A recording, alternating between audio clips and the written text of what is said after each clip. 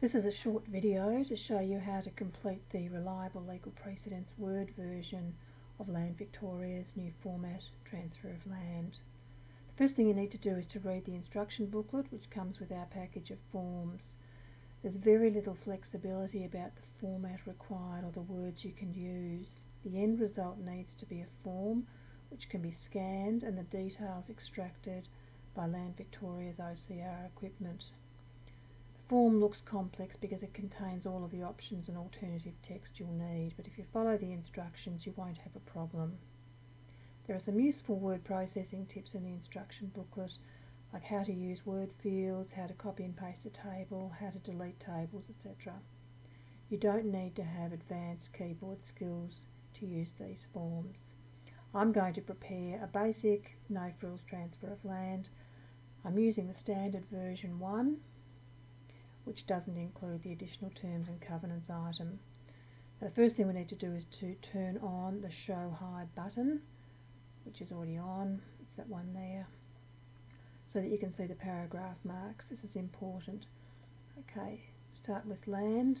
I'm going to have one land parcel, so if I've only got one I don't need to number it, so I just say land title. This is just a basic transfer, so I'm just going to have a single volume and folio number. Single volume, single folio. If I had a range of folios I'd use this, but I'm not. And if the land was only part of the volume and folio I would need that, but I don't, so this is standard here. Remove that paragraph mark. Estate and interest, most common one will be fee simple, and you delete the others and that paragraph mark too. Transferor, I'm going to have a single transferor, so I don't need a number. Transferor will be an individual, given names. We delete this because it's for a company, which we don't need. If there was a different name on the title we'd have to fill in these two, but it's the same name on the title. It's text, so that just is deleted. This is actually in a row, so we have to delete the row, which is in a separate cell. It was a right mouse click and then delete row, and that comes out. Take that paragraph mark out too. Transferees, we're going to have 3 transferees for this one, so we click on that cross to select the whole table. We then hold down the shift key and press this and select this paragraph mark up here, and then Control C to copy that table. We're going to place it in this paragraph mark and Control V to paste, and again because we have three transferees. Okay, now we're going to fill in the details. So the first transferee, we number them because there's more than one. Transferee 1, make this one an individual 2, and all the inserted text is in uppercase. As you can see, company comes out, we don't need a company. Australian credit licence is not relevant. That comes out too. Delete that paragraph mark. Second transferee, we number that because there's more than one. Second transferee will be, of course, if there's 2 given names you put both of them in.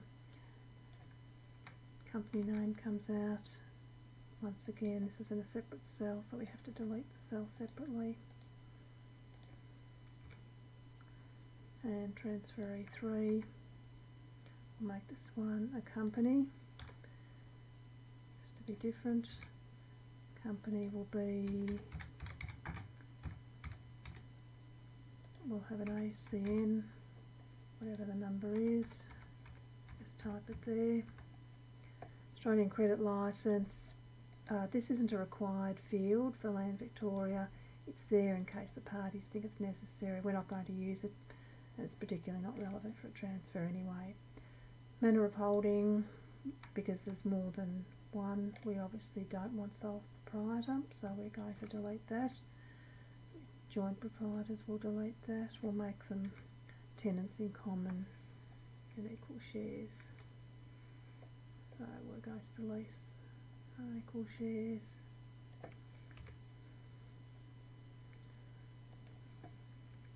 these extra bits here are in separate cells. That's for if you have unequal shares. We need to specify how. So I'm going to delete those cells, just leaving tenants in common equal shares. Address of transferees comes next. For each transferee we need to have an address, so we're going to need to copy this table 3 times.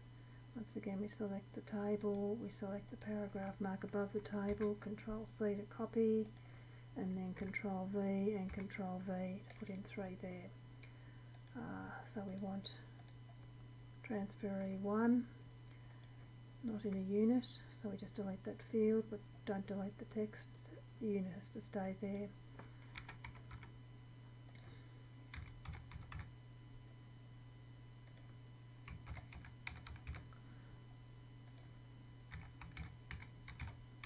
Of course, this must all be in uppercase. That's part of Land Victoria's specifications. And that spacing is all not negotiable either, so don't try and move them around. That must sit exactly as it is. So we take that out because we don't need that. We've given the details. Transferee 2 is, we have Mary Smith. We'll say that she's at the same address as John Smith, transferee 1, so we don't need to repeat her details again. We just say same as transferee 1, and then we have the company, transferee 3. We'll make the company different address.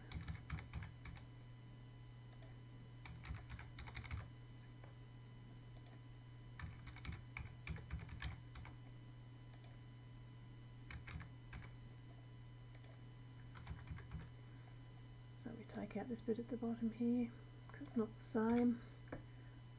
So we have 3 addresses there. Directing party, generally there'll be none. It's usually, most of them will be transfers straight from the transferor to transferee. If it's directing party, obviously you put details there. Consideration, there's no directing party, and it's a monetary consideration. This will be the standard. You include the whatever it happens to be in figures only, not words. You don't spell it out, and then all of this text comes out. It's all the various options that you might need. It's all in straight text, so we don't have to delete cells there. Just delete that text, leaving us just with those, just a monetary amount. Then we come to the signing clauses. This form includes, I think, includes 11 signing clauses for all different transferees, different parties, individuals and companies. So there are 4 signing clauses for individuals. First one is the standard one, that's where a party signs. Then there's 3 involving powers of attorney. There's a clause here which is a blank half a page clause, which you can use if it's something a little bit different, something a bit unusual. You can use it for an individual or a company. And then there are 6 sealing clauses for companies, 3 when the common seal is being used and it's witnessed by directors, and there are also 3 for where directors sign without a common seal being used. So you need to decide which of these to use for each party.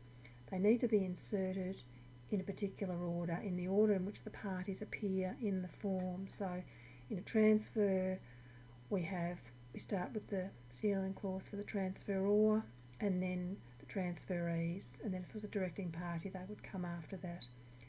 So we have 3 individuals. We're going to need an individual for 1 and the first 2, so that's 3 individuals, and then we'll need a company signing clause, so that's 4 we're going to need. We're going to select the individual one because we need that 3 times. We're selecting that table, and we're going to pick up the paragraph mark above the table. These paragraph marks are important. They just ensure that these cells are all kept separate. They don't join up. They're not allowed to join up. So that's for the 2, 3. So that's for 3 individuals. And then what I'm going to do is we're going to need a company one, so we'll just delete these other ones along the way that we don't need. It's an individual power of attorney, as is that. As is that. Don't need that. Also, we don't need this one because it's only for unusual signing clauses. We won't use a common seal, so we're going to delete those ones. That's another common seal. We'll delete that. That's a multi-person. No, I think we'll use the sole director.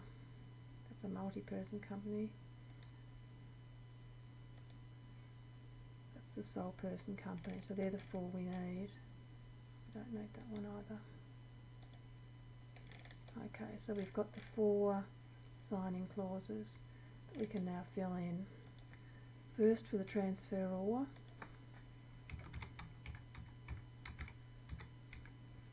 we don't number it because it's only 1. Don't pick up that paragraph mark, we only want the word transferor because I'm going to paste it in here and here. And I'm going to type in the name of the party. That's the first. The next party is the transferee. So I click on that field and then just type in transferee, but there are 3 of them there, so we have to number them. What I'm going to do now is copy transferee, but not the number because we're going to paste it here, and you don't have the number here. You only have transferee.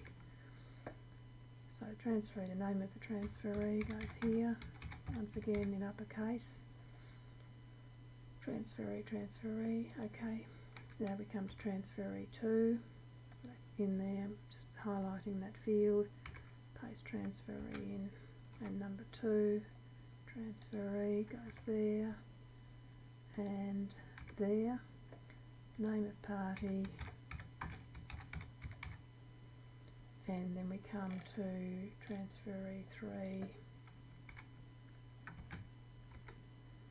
and the name of that party was Smith Limited.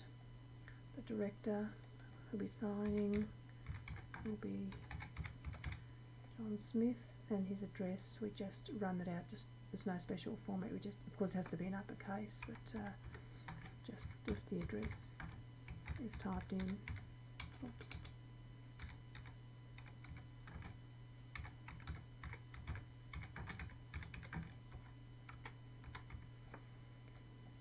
Okay, let's delete a few of these paragraph marks because there needs to be only one separating each of the clauses there. Date, you probably won't know what date the transfer is going to be signed, so you just take out that field, that can be filled in manually by the parties. Lodging party, either you have a customer code or you don't. If you do, it goes up at the top. If you don't, then you have to fill in the details of the name and address of the person who's lodging the form. Most law firms will have a customer code, so we're going to fill that in, just fill in the code, whatever it happens to be, and the firm's reference. And then you delete this. Of course, if you don't have a customer code, you'd then delete those top bits and you would fill in your details down there. So taking that out, we're removing that, and this is hard text telling you about where to lodge it, and then on the next page we just have the due to use box. It can't be helped. Don't try and squash it into anywhere else. In fact, don't try and squash or rearrange any. So you'll find sometimes with the sealing clauses, these clauses, that they might leave a bit of a gap, but don't try and rearrange the clauses. They have to follow in the right order. So having completed all of that, we're just going to go back and just check some spacing. Needs to be 1 paragraph mark between each of the items. 1, it looks fine. Addresses, 1, 2, 3. Directing party, none. Consideration, good. Signing, and then we just check here, transfer all. Transferee 1, transferee. Transferee 2, transferee, good. Transferee 3. And the date, lodging party, okay, that all looks fine. Worthwhile comparing it with the samples that we've provided in this package.